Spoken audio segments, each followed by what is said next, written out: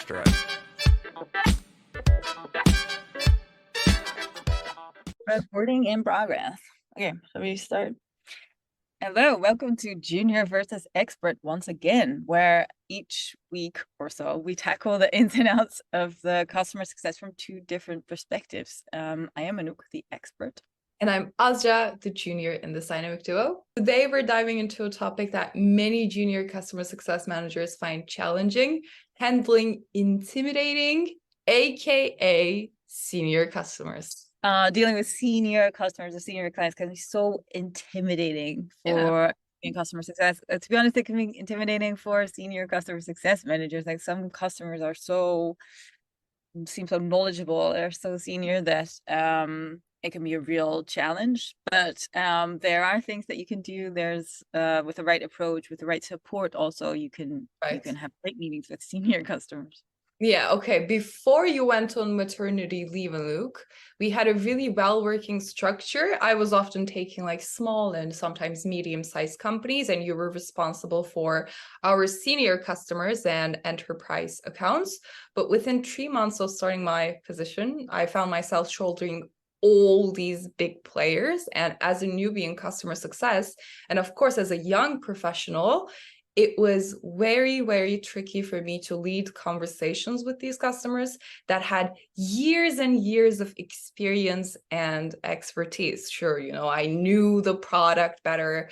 I was the one who could tell them how to achieve what they need to by using our product. But I mean, man, it was just really, really difficult. So, Anouk, one thing that's been on my mind is whether age and maturity play a role in handling senior accounts or customers. Do you think it matters? And if so, how does it impact the dynamics with senior executives? I think it does matter a bit for sure. In ways. First, for yourself. Like here we go again with this. It's the same as the last episode, but you do need to feel confident that you are able to talk to people who are more senior in their role.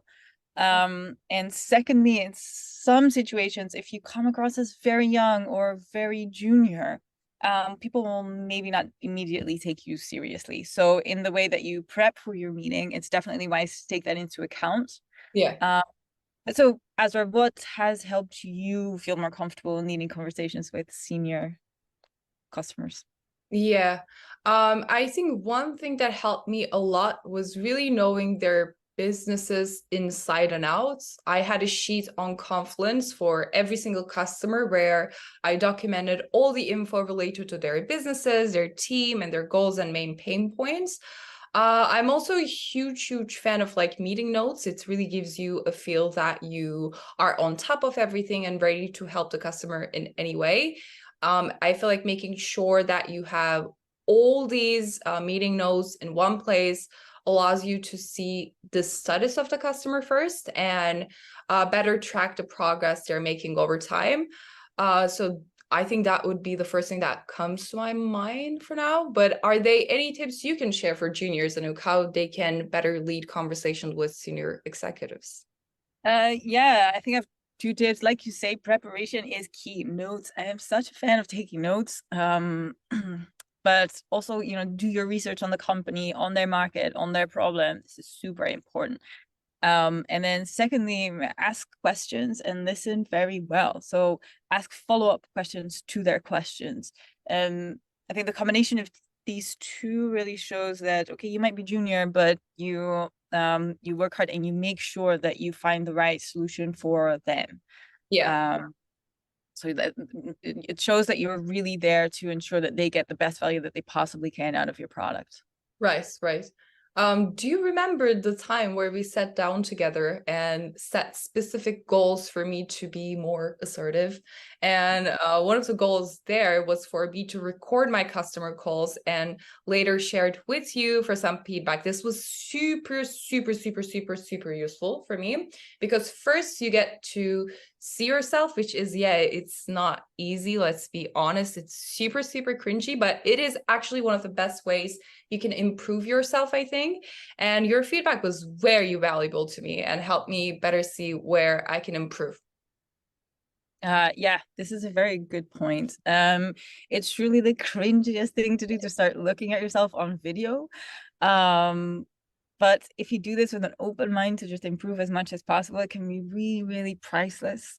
I did this previously with a whole CS team. We called them the chopping block sessions. Great. But the first call I recorded, for example, I realized I was touching my face all the time. It was awful.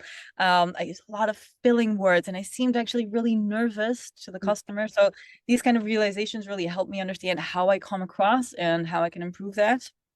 Plus, my coworkers and my manager, they saw things that I hadn't noticed before. So this type of awareness and just being open to feedback can really help you make great strides in becoming more assertive and therefore being able to deal with more senior customers in a better, more comfortable way.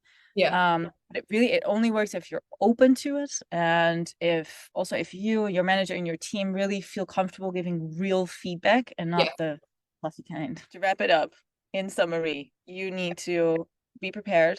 So do your research, take a lot of notes, Yes. ask a lot of questions, be assertive, and make sure that you are actively looking for feedback so that you can improve yourself. That's it.